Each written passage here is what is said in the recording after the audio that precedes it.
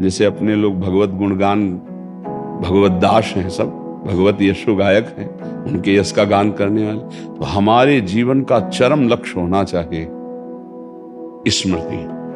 पर ये चीज थोड़ा हट जाती है।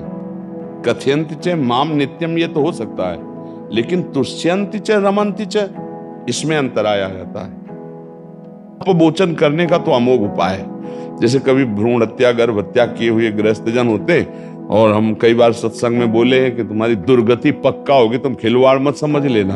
अब वो डर के जैसे है भी कोई, ऐसा वैसी बात नहीं है, बहुत बड़ा अपराध है। एक नाम में पूरा हिसाब बदल जाएगा, एक नाम में हिसाब बदल जाएगा।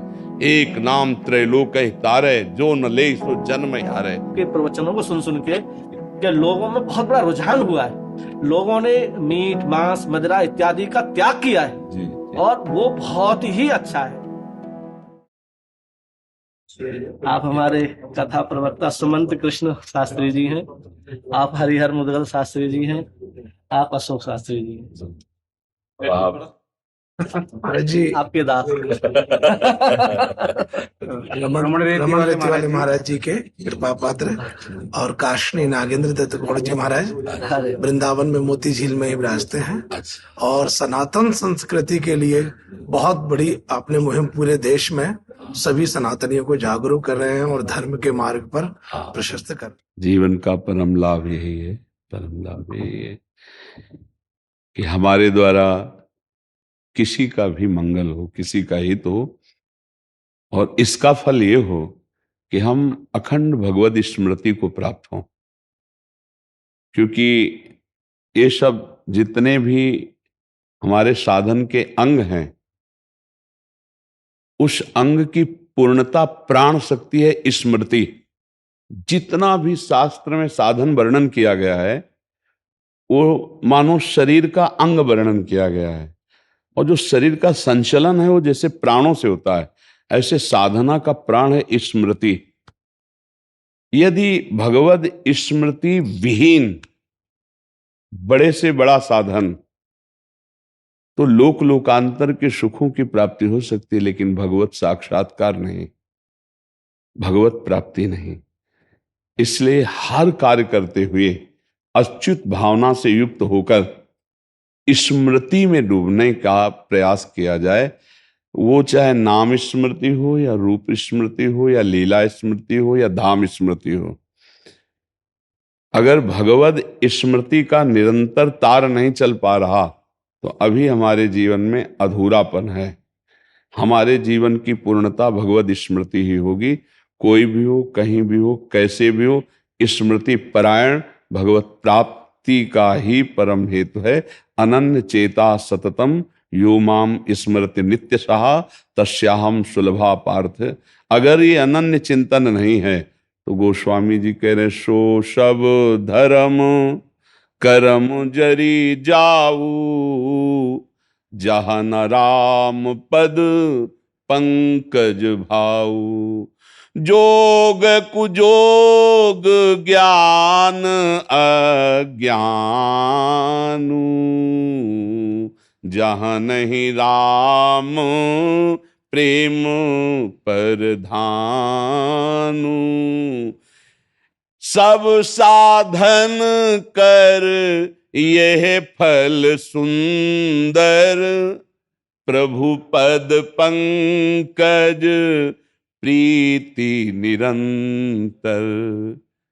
यस्य स्मरण मात्रेण जन्म संसार बंधनात् विमुच्यते नमस्तस्मै विष्णवे प्रभु विष्णवे। स्मृति, मधुर मधुर स्मृति, अंदर ही अंदर भगवद स्मृति का तार अव्यावृत भजनात् अखंड स्मृति।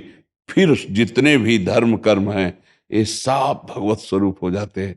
हमारी स्मृति विषयाकार, हमारी स्मृति जगदाकार, हमारी स्मृति देहाभिमान से युक्त, देह संबंधों के सुखों में, भोगों में कोई खास बात नहीं हुई जीवन में। बस ये बात देखो, भगवान की कृपा से अपने लोगों का मिलन होता है। जब द्रोही दीन दयाल राघो, तो साधु संगति पाइए। साधुता का तात्पर्य होता है लक्षणों से वेश से नहीं।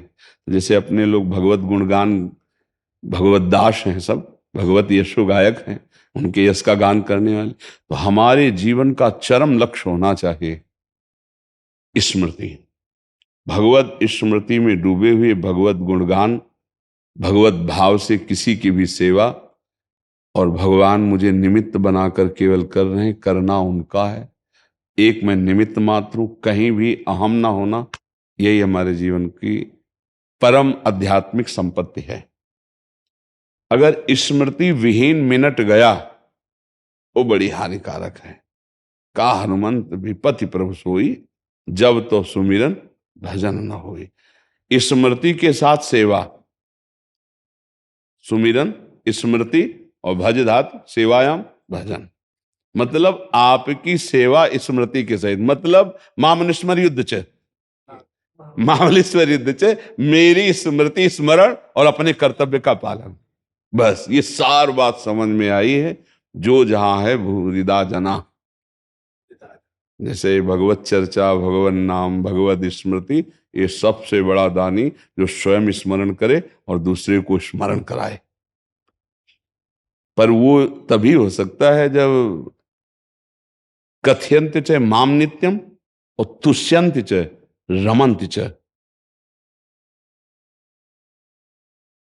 इसको बहुत आंतरिक भाव से समझना है।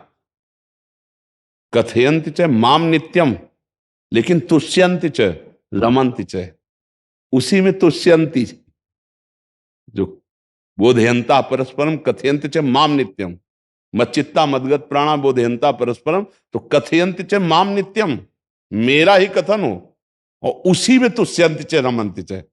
पर ये चीज थोड़ा हट जाती है। कथयंत च माम नित्यम ये तो हो सकता है, लेकिन तुष्यंत च रमंत च, इसमें अंतर आया जाता है। धन भोग वासनात्मक क्रियाएं, अब कथयंचित माम नित्यम का रस नहीं मिल पाएगा। चौथी भगत मम गुणगन करे कपट तज, कथयंत च माम नित्यम तुष्यंत च रमंत च, तुष्यंत च रमंत च, ये हमें ध्यान। और यही है स्मृति। जब उनकी रूप स्मृति में, उनकी लीला स्मृति में, ये परमहंस संहिता श्रीमद् भागवत ना इतनी समर्थ है कि और किसी साधन की जरूरत नहीं। इसके 7 दिन में स्पष्ट प्रेत भगवत पार्षद बन के विमान में जा रहा है, ले जा रहा है। बस देख लो। प्रश्न हुआ गोकर्ण जी का, ये कथा तो सबने सुनी, फल में भेद क्यों, एक विमान क्यों, सबके लिए क्यों ले आया? क्योंकि तुष्यंत च रमंत च नहीं थे ये।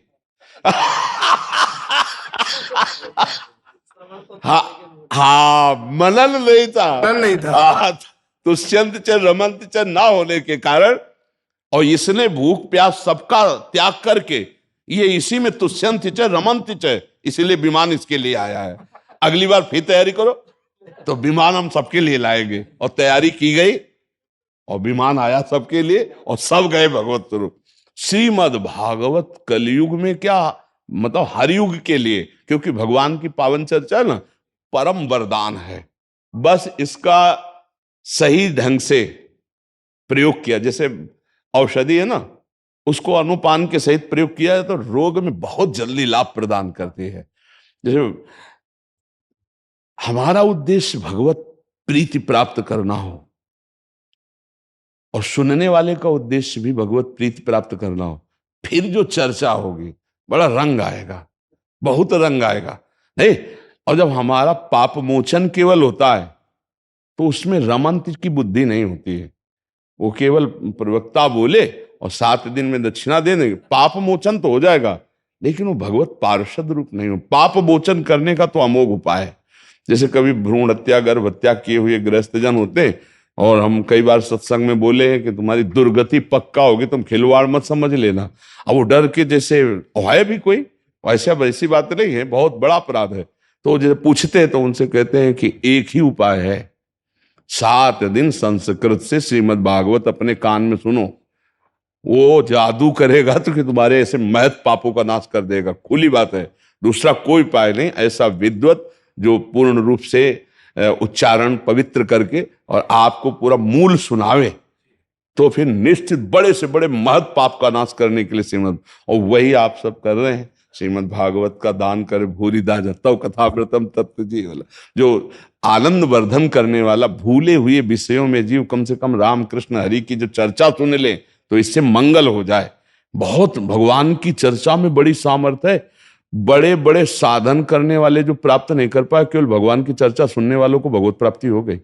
मथुरा के पड़ोस की बात कह रहे हैं, मथुरा के ब्राह्मण बड़ी बड़ी यज्ञ करने वाले थे और भगवान को भगवान नहीं मान पाए, और उनकी पत्नियां केवल चर्चा सुनती थी। वृंदावन की मालिनी पुष्प ले जाए, साक्षात भगवान की सेवा और साक्षात्कार दोनों कर लिए, और वो यज्ञ करते रह गए, धुआं घुटता रहा, लेकिन श्याम सुंदर की झांकी नहीं पाए।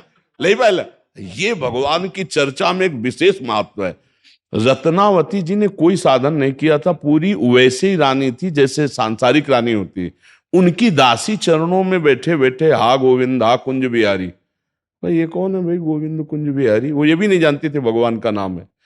तो उनका रहने दो महारानी, अगर ये चर्चा सुनोगी तो ऐसा रोग है कि आपके चढ़ जाएगा, जीना मुश्किल हो। उनका नहीं, तू दासी मेरी और किसी और पुरुष का नाम ले रही, तो मुझे परिचय तो बता कौन है। तो बोले वृंदावन के ठाकुर जी का नाम है। और जो चर्चाएं शुरू हुई तो सिराने बैठाने लगी।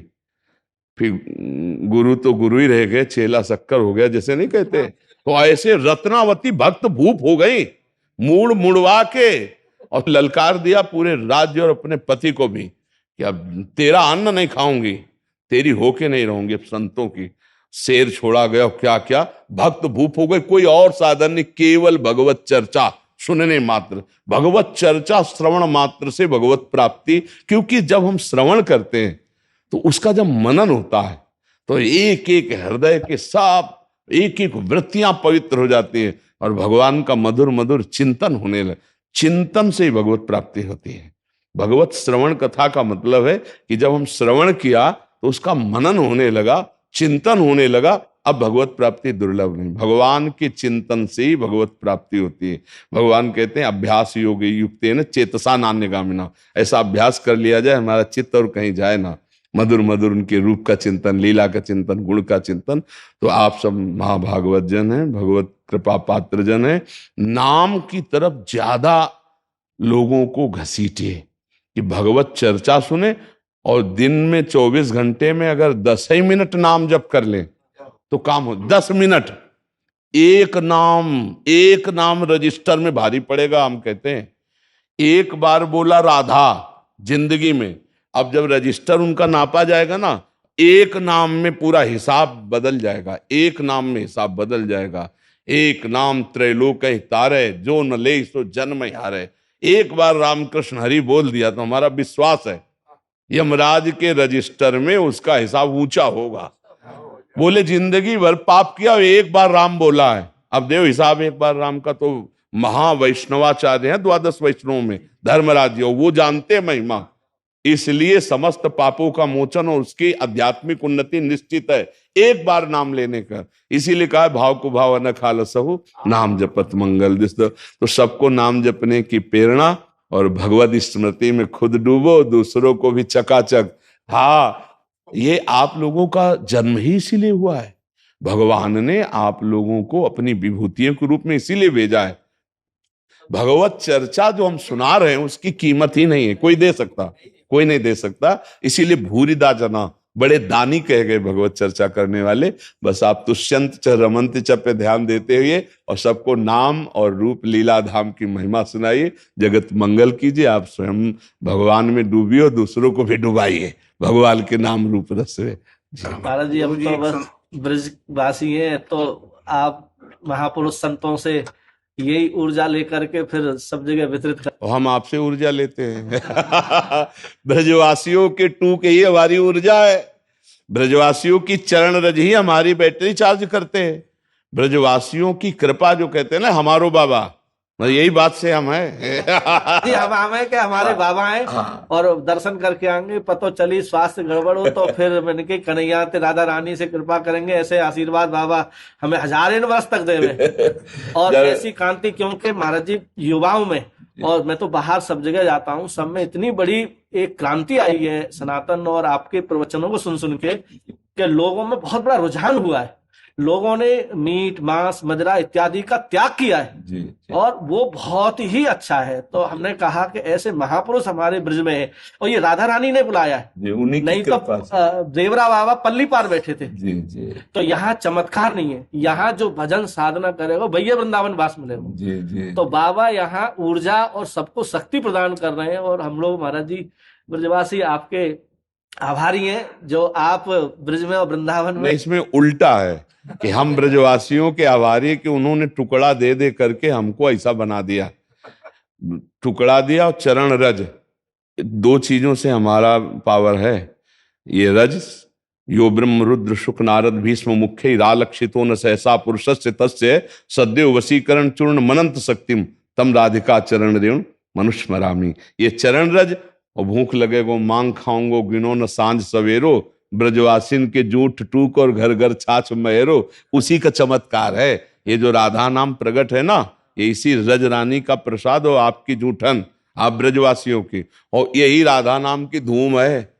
सुबह जब हम आते हैं ना, 30,000 40,000 50,000 लोग खड़े होते हैं वहां कृष्णा शरणम से लेके यहां तक, और राधा राधा तो अब कभी कभी जो है ना आनंद अश्रु आने लगते हैं, जब नौजवान जो होते ना ऐसे 50-50 पंक्ति में खड़े राधा राधा जैसे बोले, वैसे अपनी उनकी अलग स्टाइल होती है। नौजवानों की राधा बोलने की स्टाइल अलग होती है। उन्मत्त हो जाते हैं। हाँ, तब खड़े हो जाते हैं हम, और ऐसे होकर एकदम की प्यारी, जो कितनी कृपा है, कितनी कृपा है। ये सब नए बच्चे जो क्लब में जाके उपद्रव करने वाले, वो वृंदावन की गली में खड़े होकर राधा राधा बोल रहे। तो ये केवल कृपा है, ये कृपा की हवा चली है, श्री जी के अनुग्रह की, वही सब प्रताप, यही साधुल विक्रीडितम। हाँ, तो वो सब राधा नाम के ध्वनि को सुन के सब दूर हो जाते हैं अपने आप। जय जय श्री राधे।